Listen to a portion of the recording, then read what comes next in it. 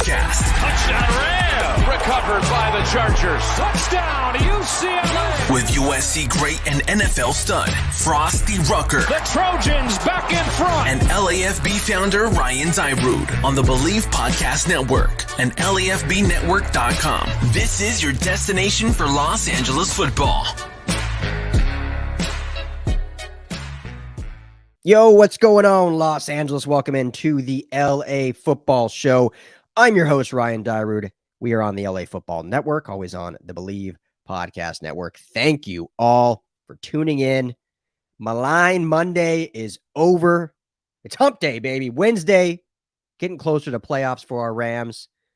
So yeah, we're getting out of the depression of Wednesday, or excuse me, of Monday, because we're on Wednesday.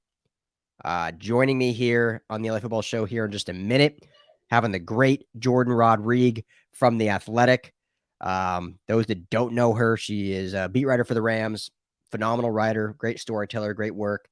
And, you know, she's been on the show. We try to have her on once a month. It's kind of what we've been doing all season long, which has been great for us and a lot of fun, and she's fun to talk to. So have her on in a bit. And, you know, I talked probably ad nauseum on Monday, you know, about that Niner game, obviously, but I went into the defense, Raheem Morris specifically, and, you know, it's probably playing a little defense for him, or so it sounded like. I hope it came out this way. I was not in any way trying to make excuses for him, but was just trying to paint kind of what he was up against, personnel-wise, why I think personnel is the bigger issue than Raheem Morris is. But what was great with having Jourdan on is she's such a great football mind too. Well, better than me. I'm not saying as I am, but I like to think I know some stuff, but she is a very, very good football mind, not just writer. And so she dives even deeper and kind of goes into schematically what went wrong and what they could do and what maybe they did differently with Brandon Staley last year. So I think some of the things I said on Monday, I still stand behind, but this is a great deeper look into where this defense is with Brandon Staley and why there is frustration among the fan base. So if that is you, if you are listening and you are one of the ones frustrated, I think we're all frustrated in an extent, but some more than others. This is a great episode for you because she's going to explain why. We also talk about her Jalen Ramsey piece that she put out that if you haven't read is fantastic, really goes into who Jalen is as a person, his history, his past, football and off the field. So we talk about that. And then, you know, look a little forward for this Rams future. So a lot of fun with Jourdan. So we get that into the show. I got to get into some USC and UCLA stuff. I teased it last episode and we went like an hour and a half, hour 40 last episode. This one's not going to be as long. So, yeah, we got to talk a little bit about that. Chargers wise, you know, we won't go too much into them today. We had our vent session on Monday. We'll touch base, with some stuff going on with the organization again on our Friday show. And obviously we'll be all off season going into draft and free agency stuff and some things that I think that they should do. You know, one thing I will say about them before we move into this interview is the fact that there is real life people. And I don't even want to say fans. Like, fans can have their opinion. You know, I appreciate their opinion. I appreciate your opinion. You know, that's why I'm able to do this you know, because of you guys. I may not agree with it, but hey, your opinion's valid. But the fact that there's actual quote unquote media people out there putting out garbage saying that Brandon Staley should be fired after this year. And one even went as far, I'll just drop his name, Michael Lombardi. If you don't know him, former GM, I know that's the why he gets his clout is because of that title. But he's been out of the league since 2015 and basically just been now like a podcaster and, you know, talking head that is a guest on a lot of shows. Never met him, so I have no idea what he is like personally. So I'd never, you know my rule. I will never attack anyone or drag someone for the mud, but I can attack their points and their takes. And he, like other media people, maybe hadn't gotten this harsh, but other media people have turned very quickly too. And it's shocking. Because it's just this culture and day and age that we're in, and I'm not even getting in political or anything. I'm just talking football. That people, it's like the way they change 180 when something goes wrong, how quickly people give up and all of a sudden forget how great something was and immediately move to, wow, this is bad, fire, is amazing to me. Amazing to me. Brandon Staley, through 5 weeks, was considered the coach of the year, was an unbelievable rookie hire, had this team playing lights out. They had an up and down season. He absolutely made mistakes. Absolutely made mistakes, which you would expect from a first-time ever head coach, right? Like, no first-time head coaches don't make any mistakes. Sean McVay had a pretty damn flawless first year, but he's a unicorn. Basically, they made some mistakes. This team should be in the playoffs. I don't think this team is a Super Bowl team yet. Everyone would have said they're a year away at least, but they have the talent to be a playoff team. I believe they were a playoff team. I believe they still are a playoff team. So yes, mistakes were made.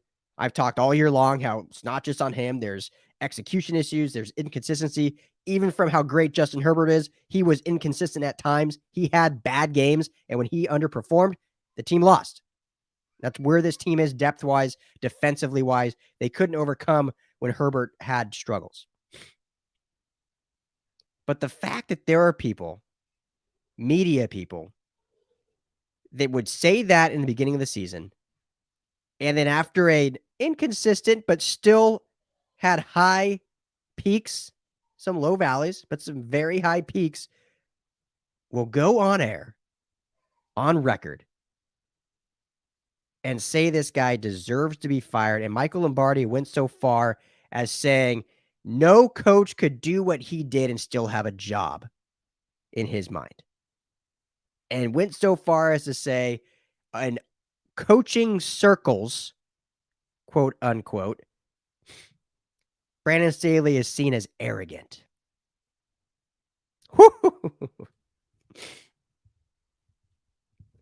I mean, good grief. Hey, what coach? That's such a vague term, coaching circles. This could be all guys that have been out of the league for 20 years, retired old school minds that are like, in our day, if you went for fourth down, that shows you have no respect for the defense. And you take that and say it's arrogance. I don't know any current player, coach, GM, media person that would ever say Brandon Staley is arrogant. Confident? Sure. Obviously. Look what he did. I mean, you don't go for it on fourth down as much as Brandon Staley did, specifically in your own red zone, unless you're confident. Believe in your guys. Believe in your quarterback. But the term arrogant, especially coming from someone who has a good following, a large following. Because again, arrogance, it doesn't necessarily have to be negative. Sure. Maybe people are like behind the scenes like, yeah, he seems kind of arrogant. The fact that he's willing to go for these, like that's an arrogant play call. But when you say it the way he said it, and if you listen to the clip where he said it very condemningly, it's like an attack on his character, an attack on his ability to coach. I mean, couldn't be more wrong.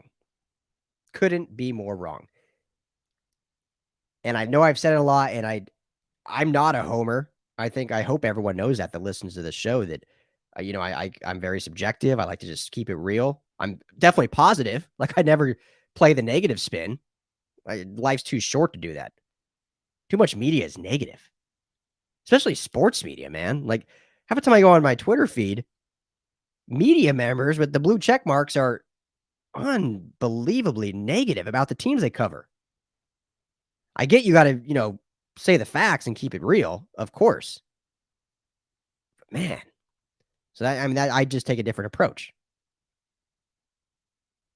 But that being said, and just what I was getting to is Brandon Staley, in my opinion, I will go on record in saying this, in the next 2 to 3 years, will be considered a top 5 coach in the NFL. And the fact that we have Sean McVay with the Rams, Brandon Staley was with the Rams, now with the Chargers, 2 of great young minds, 2 great young people, 2 great young leaders. I mean, ask anyone outside of Michael Lombardi about Brandon Staley's character, about how he treats the media, about how respectful he is. I mean, he's beloved. People that cover the team know this. But as soon as like national news, national media want to get involved with the Chargers or Rams, it's like they paint some different picture because they watch one game. Drives me crazy. So for those of you listening that are actually on that train of, wow, yeah, we should be in the playoffs, this is unacceptable, Brandon Staley should be fired, you are valid to have that opinion. Hopefully you listen to this show enough. If you haven't, welcome. Thanks for coming. Hopefully you continue listening, but you are wrong. Because as we talked in our last episode when Dan joined me, yes, the goal, no matter what, and the only reason is winning, right? But that doesn't always happen in the first year. They got to 9 wins. I think the goal was obviously get to the playoffs, and the team, like we said, talent to get there. But you look at what transpired moving forward. The culture shifted 180 and is a great culture now. The identity of this team has shifted 180, and they have an identity. Can we say in the last 4 years they really had an identity? We know what the identity of this team is. Offensively, top 5 in every category. You have the top 3 quarterback. I'll say it now. Top 3 quarterback going in the next year. Offensive line, completely upgraded. Even with injuries. Last year was terrible. This year, in every statistical category, better. In the eyeball test, better. Yes, the right side struggled because of injuries, but it was still improvement. Development. Trey Pipkins came in relief in a few games and looked like he could play in the NFL. Maybe not be a Pro Bowler, but that's development. Hats off to Frank Smith, offensive line coach. Defensively, which I know is where a lot of the criticism is coming from, and I'm going to end with this point, and then we'll get to our interview with Jourdan. So any Rams fans listen to me ranting right now. Don't worry, we're getting there. Defensively, that is where the criticism mostly comes from. Because we can all talk about, okay, the 4th downs, were those, warranted? Did they do more harm than good? The coaching staff he put together, Justin Herbert's progression, that all comes to the head coach. Obviously, that's what they're responsible for. But overall, when you look at Brandon Staley, he's responsible for this defense. He's a defensive mind that got this job based on what he did with defenses prior and came in to make this a better defense. And they were worse. So yes, that was bad. That was an issue. As far as player development, I think we saw some good and some bad. I mean, we saw Jerry Tillery definitely didn't regress. He didn't have a breakout year, but he, stayed on course. Kenneth Murray, that's the big we don't know what happened. All the talent in the world, can't seem to quite get it right. I think this year moving him from edge to back to inside maybe was a little detrimental. So that could definitely, that's a true criticism. Absolutely. Kaiser White, career year in this system. Drew Tranquil, when healthy, pretty good year. Good bounce back year. Derwin's Derwin. Joey's Joey. Kyler Fackrell, great season when he was healthy. Uchenna Nwosu, career year. Santi Samuel Jr., rookie, progressed quicker than we probably all thought. Became the top corner on this team. Michael Davis, people will say Michael Davis regressed. I want to look back on everything. I personally don't think he regressed. I think it was more of shifting from CB2 to then being the spotlight CB1. And I think he's more built for that, CB2, not having to be on the team's number 1 receiver. I think it was more so that. Just my opinion, again, could look more at it and if I try to watch him specifically on every play.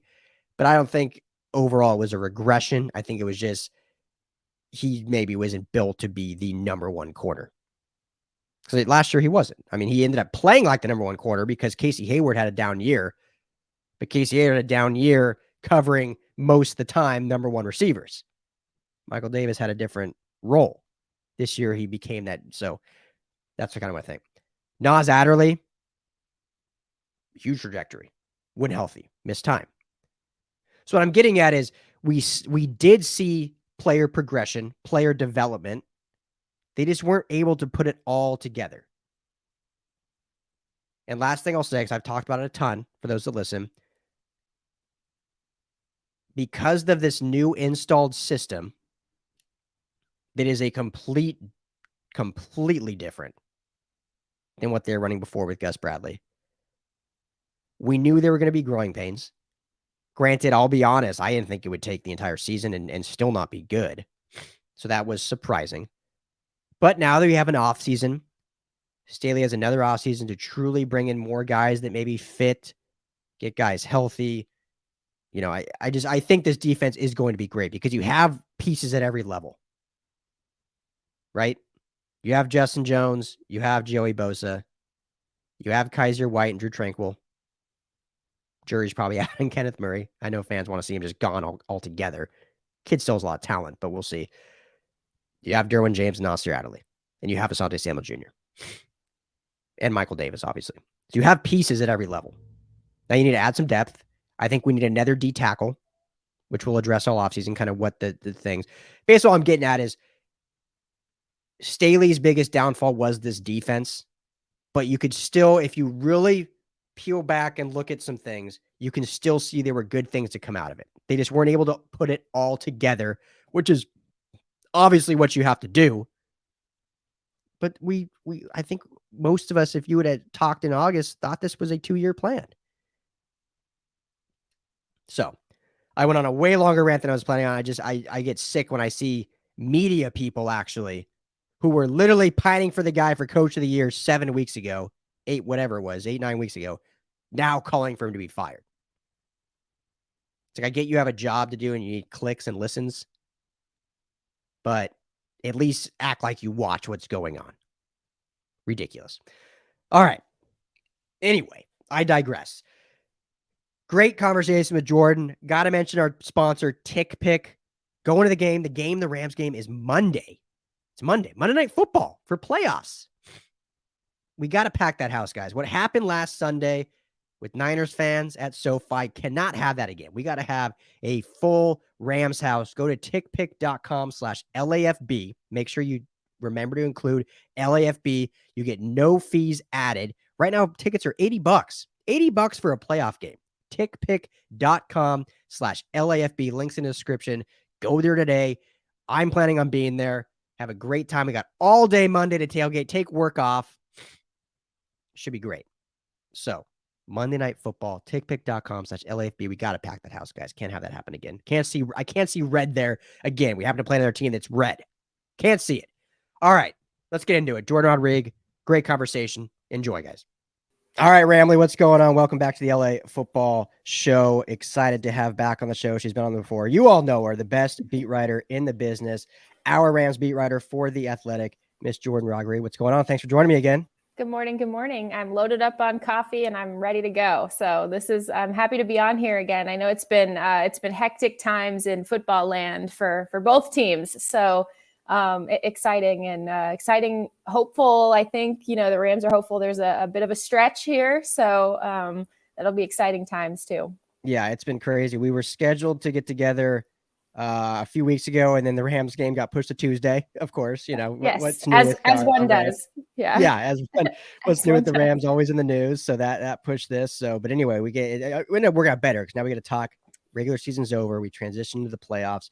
So we're gonna get into a lot of stuff in a short amount of time. We got to touch on the game. We're not gonna spend too much time on it because it's time to move on. But we'll touch on it. We're gonna look forward to the Cardinal game. But first, you just put out an amazing piece as always on The Athletic with an sit-down interview with Jalen Ramsey, just kind of going in and peeling back the onion that is Jalen Ramsey and who he is as a person, as a football player, what goes into his preparation, his leadership, all that. So I would love to at least touch on that. But leading off first, I'm curious to know, just in your eyes, obviously you guys have been live in press boxes and done press conferences, but what was it like to finally be able to do like a one-on-one in-person interview again? Because I think we've all missed those for so long too. How was that? Yeah, it was good. I mean, we've been doing those all year since training camp with the Rams players, just because we're all obviously fully vaxxed and boosted and everything. So the protocols hadn't sort of tightened in that regard. So we've been doing the one-on-ones for a while, but specifically with Jalen, like, he has, I think, and by the way, too, we named him our media awarded good guy, which is something that obviously he hasn't received in the past, but he just has been so fantastic, just putting that extra effort in good times and bad. He comes out after losses. The Rams don't have a lot of losses, obviously, but I think he's come out to the podium after all but one.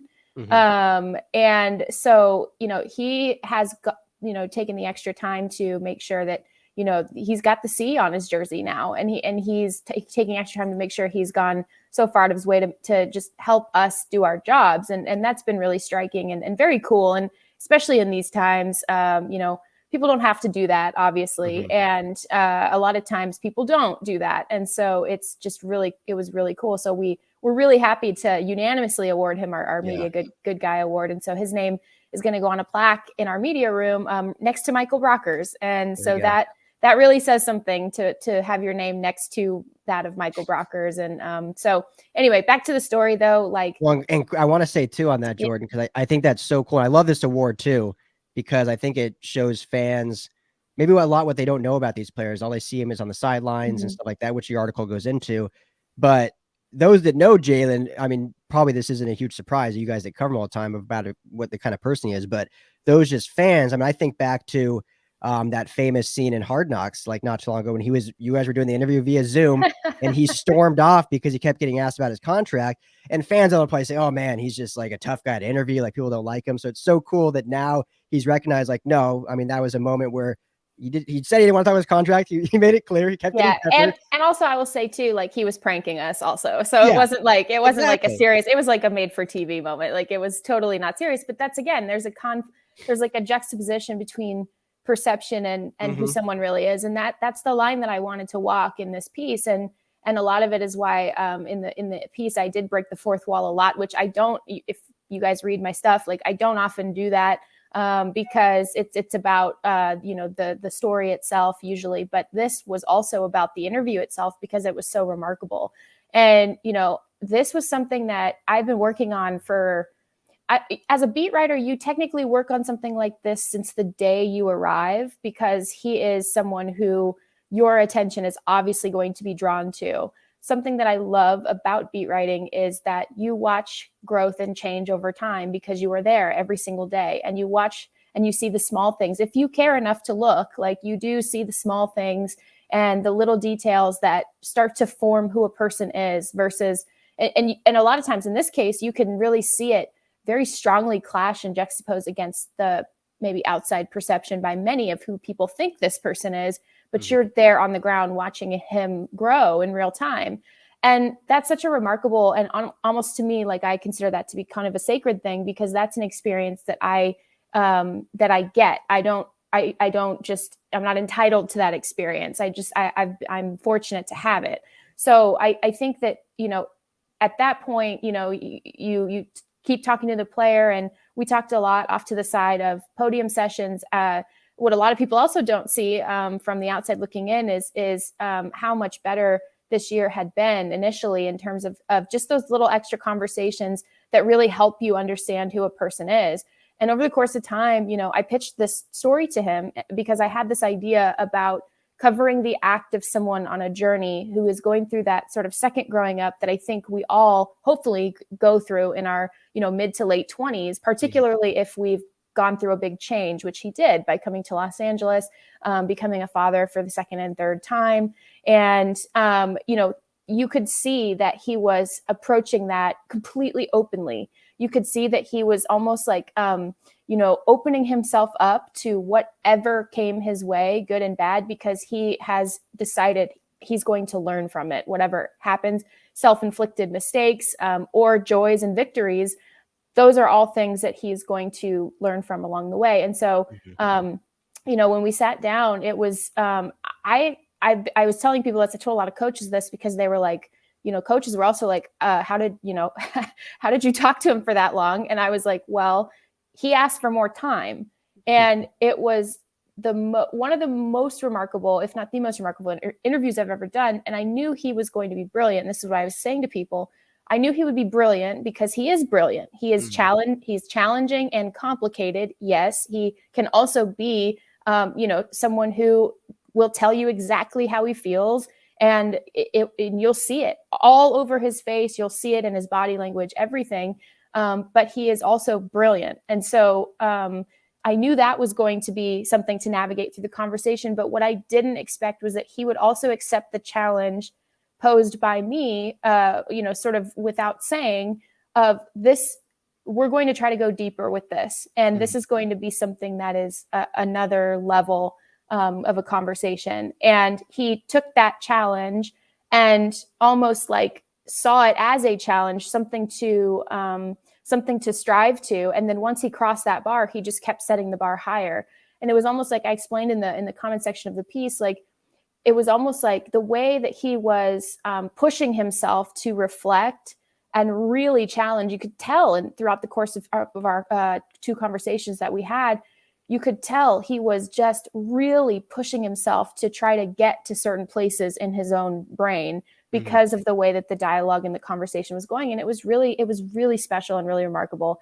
And I just tried to show that in the piece as, even in something like this is a person who is right in the middle of the act of becoming.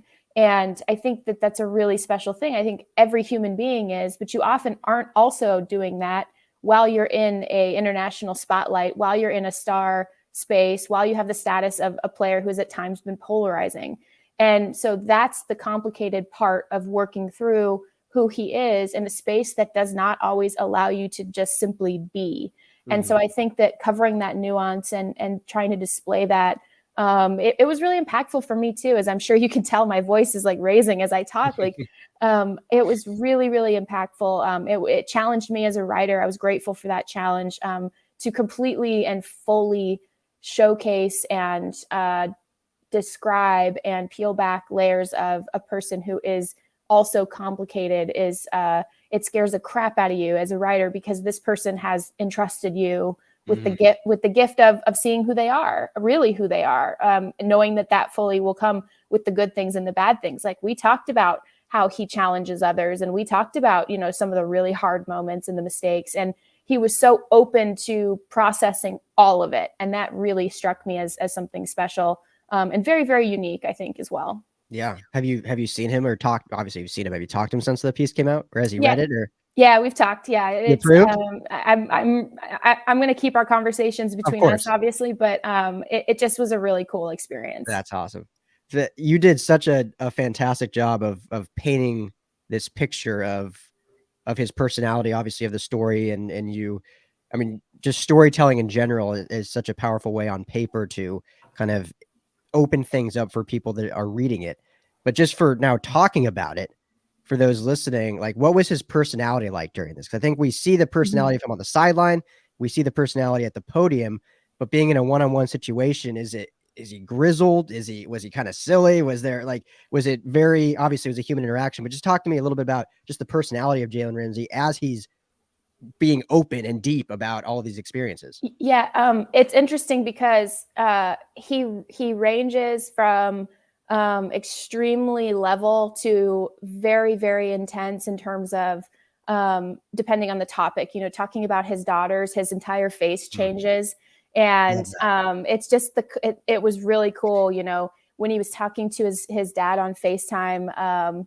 That's also a decision that you make as a writer, to keep that conversation, specifically the conversation they had, to keep that private, but to note the details of his hand shaking slightly as he said really powerful, impactful words to his dad, and him just not being fazed by the fact that my recorder was running the entire time. But again, that trust of knowing that person was going to approach that delicately, ranged from just really thoughtful and retrospective in terms of sharing memories with friends, very specific details, dispassionate when it came to talking about the Jacksonville stuff in terms of, here's what happened. I'm not trying to spin this. This is literally just, I'm going to stack all of these moments together and you do what you make your own conclusion from that, ranging from that to like extremely like fired up talking about the basketball games that he has at his house that he studies teammates during. And like, it's real. The thing that I did notice, and it's a detail that I have in my notebook and it's circled 17 times, but it didn't make it in the story, but the same, almost the same way his face changes when he talks about his daughters, that sort of, I mean, they light him from within and it's really remarkable to see. But it's very, very, very close to the same way his face changes when he talks about his teammates. And you started hearing all these stories. I mean, again, there's so many that didn't even, when you write a story like this, you have like 600 pages of notes and details, but only a portion can really make it in. And you pick everyone very specifically. And him talking about and he didn't tell me any of this. I got it from other people and asked him about it. Like he wasn't going to say, no, I've done this for my teammates. I've done that. I'm literally like, okay, I've got a list. Tell me about this. Tell me about this. Tell me about that. And just the security you can tell he feels. And it really, when you talk to someone who is very secure in a sense of wholeness and a sense of value and a sense of, I'm being challenged and there are hard days, it's a very calming energy. And it was really interesting because I expected it to, I expected his energy to stay level throughout the whole time because it's a conversation and you're not going to get too fired up or anything like that. But it was really interesting the way that it fluctuated, all of the personalities sort of within that levelness and within that space. But the energy was very, very secure and like very, very directed into that space. And it was really intentional in terms of he wanted to learn more about himself through the course of that conversation. And I think you got a glimpse in that of seeing how he is when he's watching film or he's learning scheme or he's talking with coaches. You got a glimpse in that space of how he pushes himself to sort of learn more in that regard. Yeah. I loved all the, and he's hilarious, which I mean, I think we knew, right? Because some of the, his Twitter, some of his comments in the past and the way he's on the podium. But I think there's a lot of guys on this team. I don't think people know how actually like legitimately laugh out loud funny they are. Like some of them like with dry humor. Like I don't know that people know that. There's a lot of guys. Who's the funniest? Put you on the spot. You know what? Like I'm not going to, it's not going to turn into this outfits thing that they posted the other day. I'm not going to like compare, whose outfit, but I will say top 3 so far. Well, top 4 so far. So you got Johnny Hecker, obviously, is really funny. Cooper is, I think, a lot funnier than people because he makes these really dry and very subtle comments and these references that you miss them because he's just unloading everything else, like just talking about all kinds of details and stuff. But he'll slide in like these little dry comments that you have to really catch. Aaron Donald is quietly extremely funny. Okay. And you're like, ha ha ha ha ha ha. Because you're like, is he funny or does everyone just laugh because they don't want him to be mad? They're like, we'll just laugh regardless. He's legit, like kind of like sarcastic, really funny. Jalen's really, Greg Gaines is hilarious. They need to do a mic'd up with Greg Gaines, I think. But yeah. Aaron and Jalen are 2 guys who, because they're such bright stars, you sometimes just lose. I think people lose themselves in that image and they're extremely real, extremely kind, really, really all just about their kids and their families and quietly very, very funny, actually. I love it. Yeah. And so many people nowadays, they take one little snippet at such face value and without knowing the context or what. So that's, I think, why that gets lost. And but anyway, if you haven't checked out the piece, it's phenomenal. Obviously one of my favorite parts was when you went into the detail of him and his daughters, me being a father of a daughter as well. Just, it struck home with me. And so as a writer, when you can do it with your readers, good job. So hats off to you. So thank you so much. Thanks for giving me a platform to talk about it too. Yes. It's a really impactful experience. And a lot of times we put something out there and it's such a scary thing because you have this, you're holding this thing inside you for months and months and months. And then, all of a sudden you it's out there in the world and people get to talk about it and tell you how they feel about it. And you're so scared and you're mostly scared that you want to make sure that you represent someone well and wholly and fairly and in a way that For me, when I was writing the piece, the entire time I thought, one day his daughters are going to grow up and they're going to want to know what their dad was like during this time. And that was the mindset that I kept while writing this piece, is I want to show, one day when they ask him, what was this time like for you, that he can point to this as something that encapsulated his experience fully. And that was kind of my motivation for that. Yeah, and that's such a good motivation to go into it with. And last thing I'll say about it, which was another really cool ripple effect, Jordan, of it is it came out on like Friday or Thursday? Last Thursday. Yeah. Thursday. So Wednesday, the day before, I did my show and we were previewing the Niners game, had a Niners guest on. And so we were talking and he posed the question to me. He's like, hey, what's going on? Like Jalen Ramsey, punch Taylor Rapp. Like what's going on with him? Like, is there like locker room strife? Is he a bad dude? And I was just basically saying from what I knew, I'm like, no, this guy's so misunderstood. His teammates love it, blah, blah, blah, blah, like everything I knew about him. And then the next day your piece comes out and I literally sent him, is like, this is everything I said and more, read this. And he responds like, wow, that's amazing to like hear that. I had no idea. Like, I didn't know he was like that. Like totally misunderstood. It was cool. So, you got like there, if people go read the comments on it, you can always tell. This happens with a lot of these guys. It happens with Jalen. It happens with Cooper. It happens with Aaron. With Leonard, opposing fan bases will come into the comment section. And normally when you hear that, you're like, oh God, here comes all the, but not Reddit, luckily, but people will say, hey, Seahawks fan here. Hey, 49ers fan here. Like really respect this guy, like all this stuff. And I think that that's really, they say like, don't read the comments, but I really love our comment section because you get people who are very interested genuinely in unpacking people and the game and who they are. And like, I think it's really cool when I see comments like that, because you're like, oh, wow, this person has literally crossed lines into, making this comment, even as a fan of another team, to say like, hey, this is not the person I thought that they were, or I respect this person more, or love this person's game as fan of X team.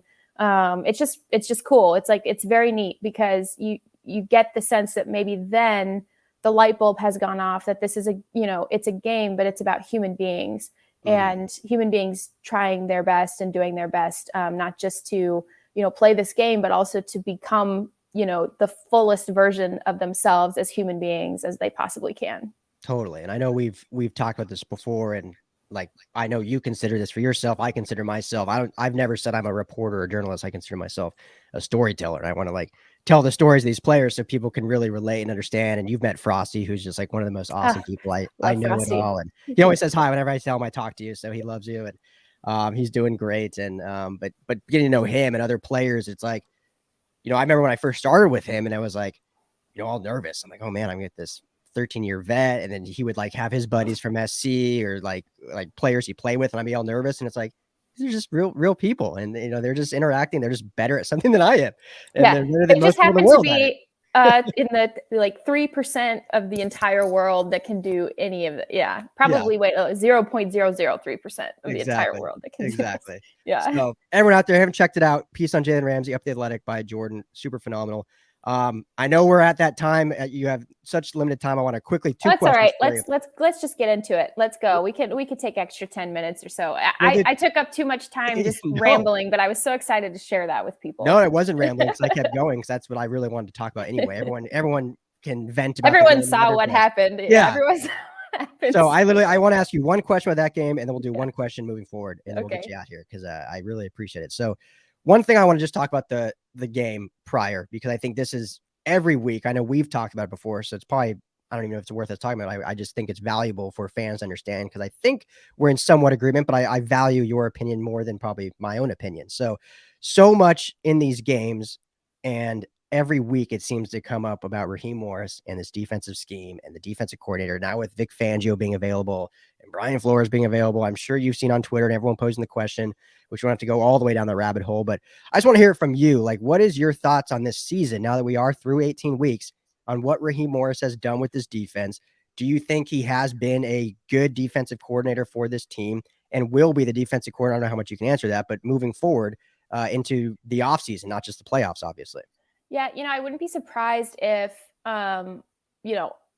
they do at least think about, I mean, you have to look at this like as a big picture kind of thing, where Sean McVay has coveted this Fangio system. They're running a version. It's certainly not the same, but they're running a version of a lot of some of the tendency and sort of outline stuff that Fangio really essentially, has been building, evolving, and crafting for the last several years. And, you are remiss as a coach, as a person who is invested in football, as Sean McVay is, you are probably remiss if you don't at least call to see, hey man, are you out of coaching right now? Are you interested in consulting?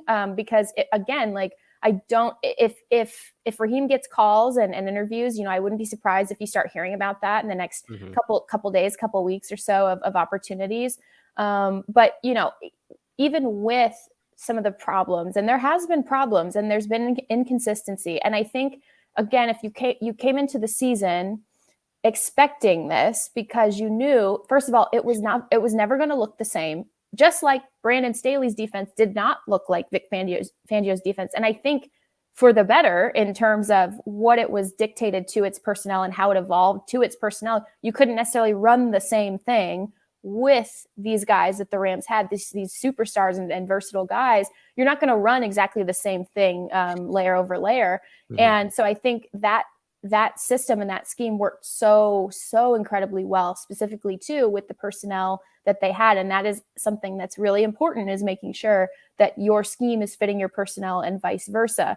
And this time around, you knew that it was still, once again, going to be a version of not just what Brandon was doing, but also what Vic has been doing, and all of these things and then also some Raheem in there as well. And you also knew that it was going to probably regress, because that's just what happens, and they lost personnel.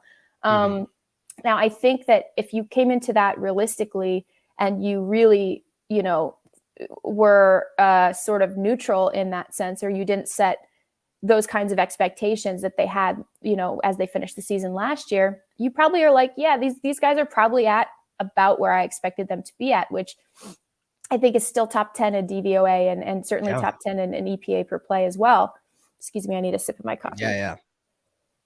Yeah, I think overall, well, yeah, and so that's a respectable finish. It's not a top 5 finish, which is what they were last year, obviously, in a lot of major categories, and particularly where I think the problem comes in, and where I will criticize is that when things are the things that go wrong, it's very glaring. You're not necessarily seeing rotations and scheming. You're not necessarily noticing that every single time, but the missed tackles are bad. And it's the number one thing that Raheem Morris said that was his goal when he came in, was to make sure that you're containing on first contact, and you're setting up your players to be able to move and swarm to the ball in that regard. That has been a repeated problem for the Rams, who still are, around the mid-range in terms of missed tackles in the league overall through the 17 games. But at the same time, when they happen in bunches, and they get really bad. And I think part of that too goes hand in hand with what else I will criticize. And the problem is when you see very simple, small adjustments on the other side from the offensive coordinator. And a lot of times this year, it has been Kyle Shanahan and Mike McDaniel.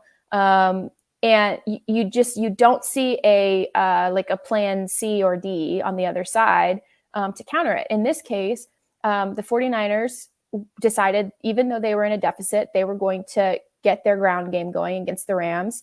And so the Rams are still playing gap and a half fronts, which means that you have to really be accountable for that extra space. And especially is hard, against a run game that's designed in the way that Kyle's designed his run game for the last, 10 years. And so you have to be really, really sound. And then the thing that they added, the little wrinkle that they added, was that they started using pitch plays. And I kind of went over this in my column a little bit, but I do want to explain it here without sounding like I'm rambling, because I swear it's an example of a bigger problem here. Please, I didn't talk about it in my last show, so thank you. This is a sort of a smaller example of what I think the bigger problem is, and something they're going to take a long look at in the off season, and not just in personnel, but also in terms of how they adjust and things like that. So they started introducing this little wrinkle of the pitch plays. So if you recall, in the first loss against the 49ers this year, they relied on Jimmy Garoppolo only on these quick strike passes on either advantageous second downs or especially advantageous third downs that they set up by trimming, the field in the down and distance by, running the ball. Mm-hmm. Even if you're only giving up, 2-3 yard runs, Jimmy Garoppolo was still hitting those quick strike passes, specifically targeting the weaker points of this Rams defense, which are the inside linebackers and sort of the rotated safety, and sort of spamming that area of the field where those guys were going to be, while also removing Jalen because from the passing game, essentially, because he had to account for Debo lined up out of the backfield. Mm-hmm. And so you have to account for that guy, right? So what are you going to do? So and then guessing right more often than he was schemed in the correct position, right? So there wasn't there wasn't a counter first in that first time. The second time, Jimmy has a hurt hand, but they still need to target that area of the field or that section of the Rams defense because they know that is the weak point of the Rams defense.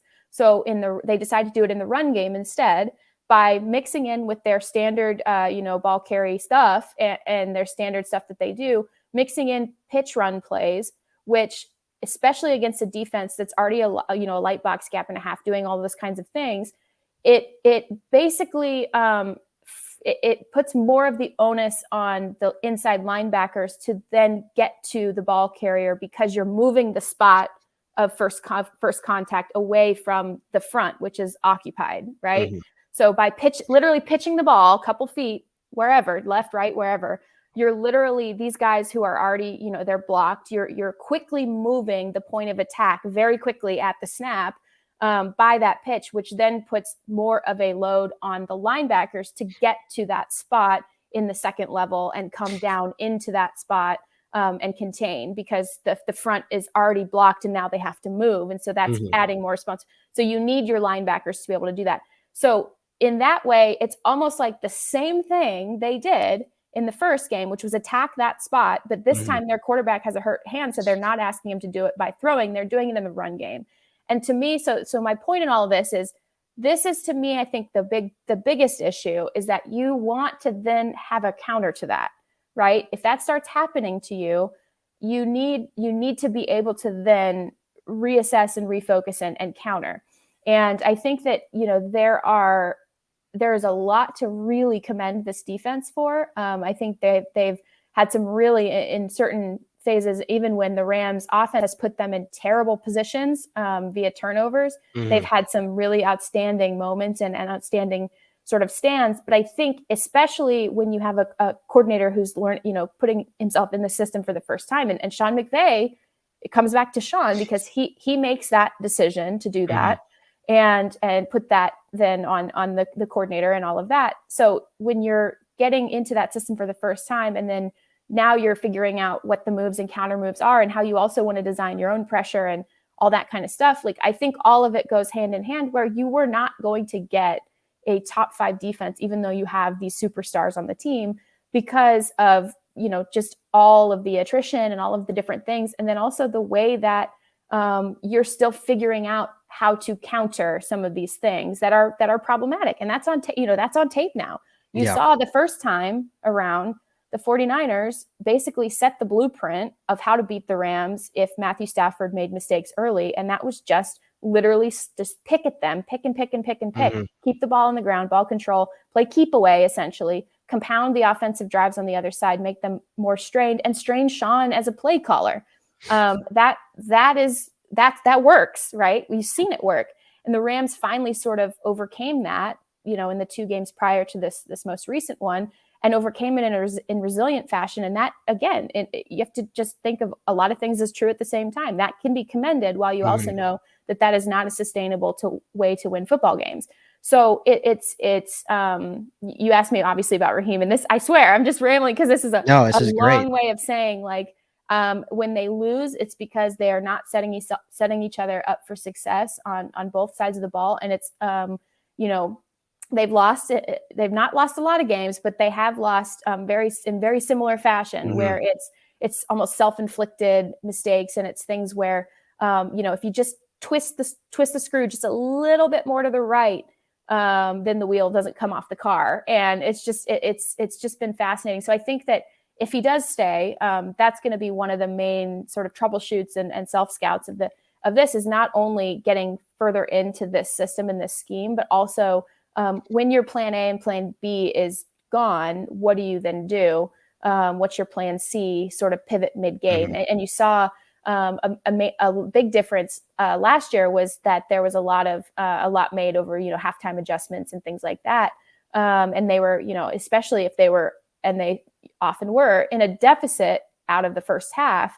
A lot was sort of made of that. And I think that this time, once you get more comfortable in a system and then start to deploy some of your techniques and your tactics, I think that's when you get, you really, I think, start to see, long term, if this is going to be a fit or whether it's not.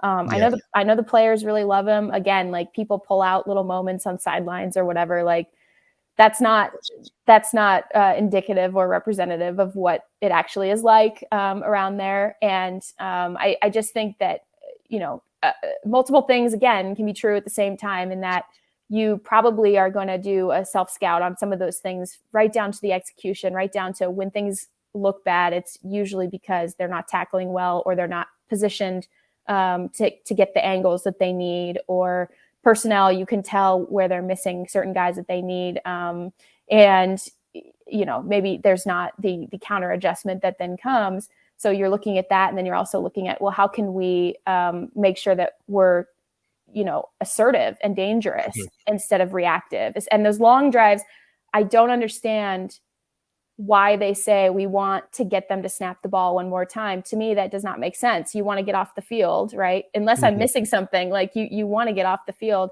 Those long drives, to me, and there have been several, the long drives are a concern to me. And I think indicative of just, again, little things here and there that you really need to tighten up if you're going to keep the same staff intact year over year. Yeah. It's fascinating. And, it's so many layers to it, because it is, you brought everything up, so we don't need to get into it, and we'll get you out of here with this. But it's like one of those, you look at last year with the halftime adjustments, but you have personnel like able to have Taylor Rapp in the box because you have John Johnson in the back end, which they don't have now. And now you have Taylor Rapp playing the full-time position.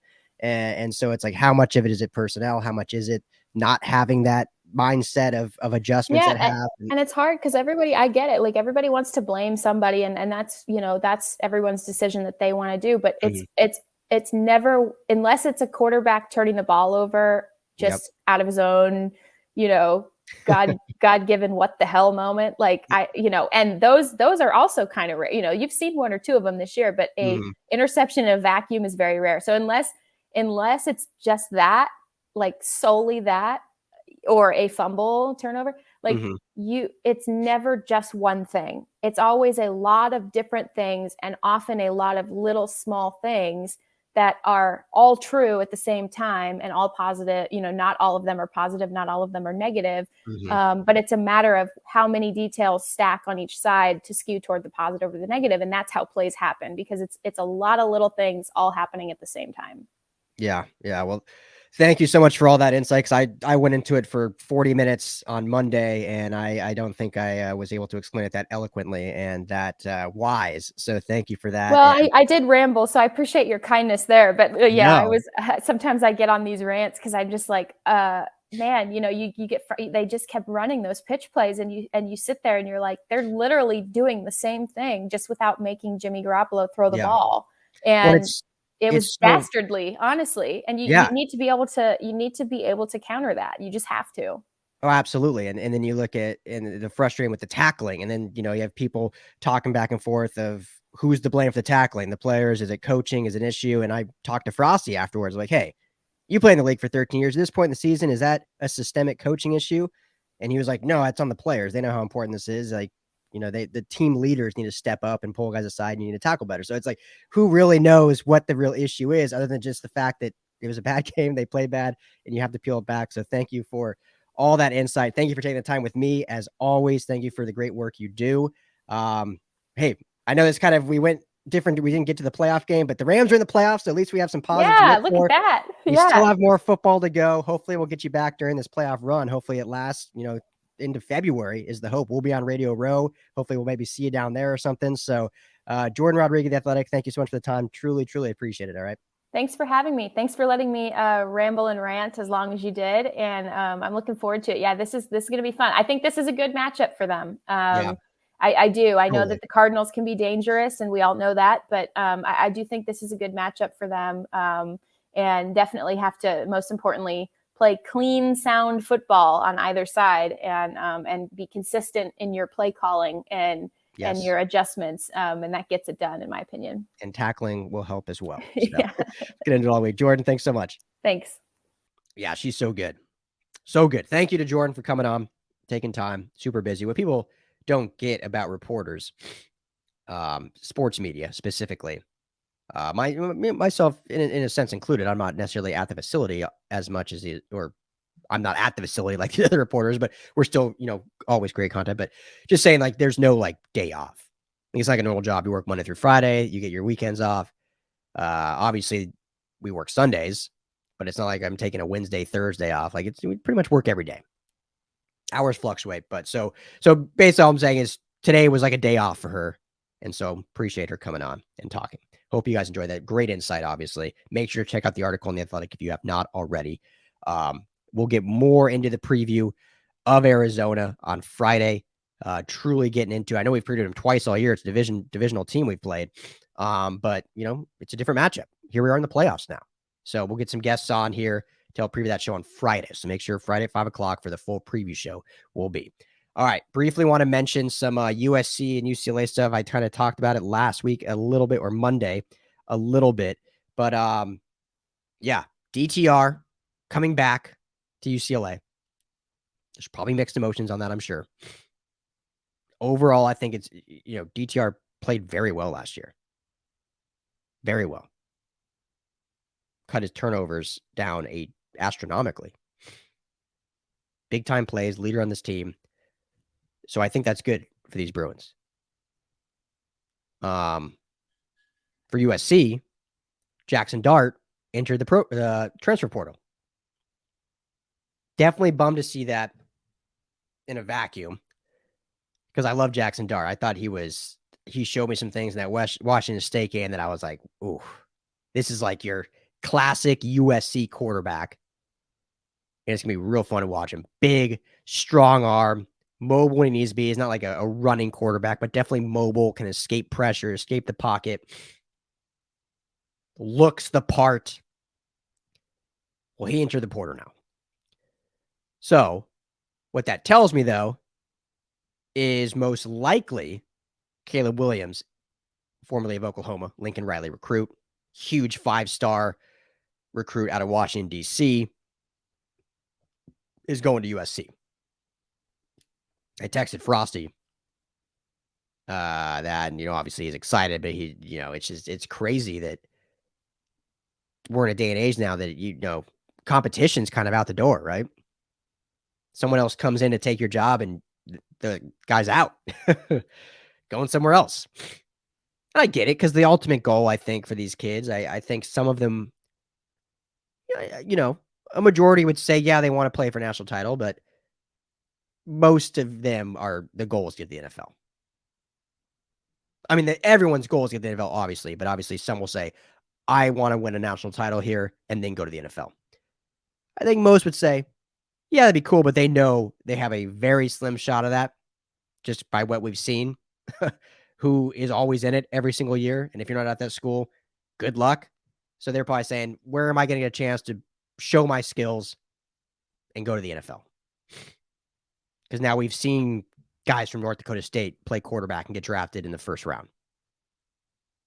That's much more. You used to be like you had to go to one of the blue blood schools to get noticed. Not anymore.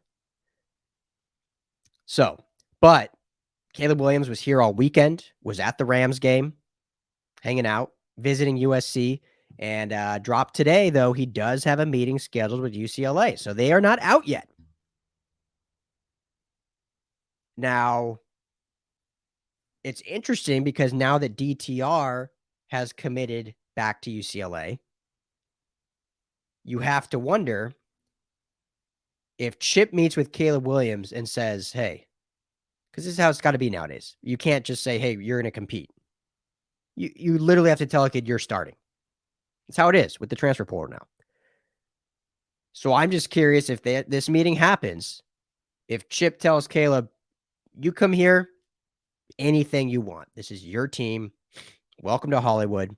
We'll give you everything UCLA has to offer. You're the starter. Well, then DTR's transferring. This is his 5th year. He came back solely because, obviously, he loves UCLA and his teammates, but he came back solely to build up his draft stock. Because obviously he put feelers out this year, scouts, agents, and the response was not great. Basically, very, very late round or undrafted is probably what he heard. So he said, okay, I'll go back a year. If I put up better stats even than I did this year, can bring UCLA to 9 wins, I can move myself up in the draft. That's solely why he's coming back. Yeah, obviously, he would love to win a Pac-12 title, love to play for the Rose Bowl. But he's got, this is his 5th year. He's got eyes to UCLA, let's be honest, at this point, is not playing for the college football playoff. Now, again, a Rose Bowl would be a huge achievement because they haven't done that in a long, long time. So I'm not saying he didn't strive for that, but the main reason would be the draft. So if Caleb Williams sits down with Chip Kelly and Chip says, this is your team if you come here. You're starting as a sophomore. Let's make it happen. Well, then DTR's out. And that would be a crazy change of events for being a 4-year starter, the face of this organization, essentially, and then getting pushed aside by a sophomore transfer from Oklahoma. Similar to like when Troy Aikman came to town from Oklahoma. I was on the Brewing Bible podcast. Great show on the LA Football Network. Got to check it out. My boy Will's the host. We were talking on it. Troy Aikman is like one of the, I don't want to say only, but definitely one of the biggest donors for the football program. Jamal Madney did a phenomenal article on the LA Football Network you need to check out, kind of about the state of the program right now, why they have money issues, because their endowment, you look at, is the same as SC's, but their allocation for that money is not nearly as high for the football program because USC's biggest donors are typically for the football program. So when they go to their boosters and say, we want to go after Lincoln Riley, they have 2 donors say, here's a check. UCLA has Troy Aikman, probably Casey Wasserman, as mentioned in the article, and then a bunch of small donors in football. They don't have a guy. I think Troy's probably a good donor, but I think Troy Aikman's saying, yeah, I'll pay $6 million a year extra for a coach's contract. But Troy is probably somehow getting in contact with Caleb Williams saying, hey, when I came to UCLA, we did some special things. We get the right quarterback here. No shade at DTR. Caleb Williams is just a different echelon. We get the right quarterback here. You can put UCLA back on the football map. And you can spite the coach that recruited you, said would be like a father figure to you, in your living room from DC down to Oklahoma, and then bailed on you after 1 season and went to USC, and you get to play him this year in the Rose Bowl. So I still think, that being said, that makes it sound all, bitter and crazy. I still think SC is probably the favorite. Even though Lincoln Riley, quote unquote, bailed on him to go to USC. He knows his system, knows what he did, knows how successful he can be. But we also know that Lincoln Riley, phenomenal coach, coaches a great offensive system. But we haven't seen his quarterbacks have huge success in the NFL. Now, two number 1 overall picks in Kyler Murray and Baker Mayfield, and Jalen Hurts played a season there and then got drafted by the Eagles in the 2nd round. All starting quarterbacks, but Kyler Murray's a freak athlete. Didn't matter where he played. Baker Mayfield has had, up and down. There's a lot of differentiating opinions on him. Jalen Hurts, starting in Philly, not taking anything away from him, But I mean, he threw 16 touchdowns. Not at all saying anything like that, but I think we've talked about on the Bruin Bible before. Maybe I haven't said it on here, but one of Caleb Williams' dad's biggest things he's talked about is he wants his son to play for a program that gives him the best shot to be successful at the next level. So again, going back to like, not all players are in it solely to win a national championship. They're thinking about the future of the NFL. He's going to get drafted no matter where he plays. Can he have success more with Chip and UCLA? You could make the same argument that Chip's quarterbacks through Oregon and whatnot didn't have great success in the NFL. Marcus Mariota, few years, now he's a backup. So I don't know. It's a fun question, fun debate. I think USC is still the front runner, but I think UCLA does have life in this arms race. It'd be a huge get, and it would make this battle for LA so much more interesting. But again, if he doesn't come, DTR, they're in very good hands with DTR. The hate that he gets, I really don't understand. He's like so tarnished from his first 2 seasons at quarterback. And then his third year was the COVID year where he played like 5 games, missed games because of COVID. And then last year was like his true 3rd season, his true 4th season ever playing quarterback. Because he only played 1 at Bishop Gorman. Even that was in spelled time. And he played exponentially better. Fumbles went from like 7 to 1. Interceptions went from double digits to 6. Touchdowns in the 20s. Rushed for over 300 yards. We finally saw him use his legs more. Multiple rushing touchdowns. Over 2,000 yards passing. Not like crazy eye-popping, but efficient. And now in year 5, maybe he makes that extra leap that everyone thought he could do when he was recruited so highly. Before this was, remember, not Chip's recruit. So we'll see. Lot to get into. It's fun when there's actually stuff to talk about in college football in the offseason, because sometimes there's not. I know we had the national championship game on Monday. But yeah. January 16th, guys. So we got 4 days until that buyout of Chip Kelly's contract becomes 0. So that's when we'll finally have clarity moving forward, which I think DTR coming back to UCLA signifies Chip is here to stay. I don't know if he comes back to UCLA if they're saying they're going to go after another coach, because why would you? Your final season in college, you got to learn a whole new system, all that. Not saying it's not unquestionable, but I think to me that signifies Chip is back. Now, for the sake of the program, you would hope Chip gets an extension then. You're not just a lame duck coach. We'll see. Time will tell. So next week, we'll have clarity moving forward. But that's the status of these 2 teams right now. That's the status of the Rams heading into this weekend's game, or I guess Monday's game. Remember, get your tickets. We need to pack this house. tickpick.com/LAFB. No fees. Get tickets today. Guys, that's all the time I have. Thank you so much. This is the LA Football Podcast. Make sure to subscribe wherever you listen to your podcast. Check out the website, LAFBnetwork.com, for all your LA football needs. And we're on YouTube, LAFB Network. Would love for you to subscribe there. Definitely helps us out. Got all of our podcasts up there as well, as we have a pod for each LA team, plus betting, plus fantasy, plus draft. We got it all. Got it all for you. Thank you. Once again, I'm Ryan Dyrud. Enjoy the rest of your Wednesday. Talk to you all Friday. Peace.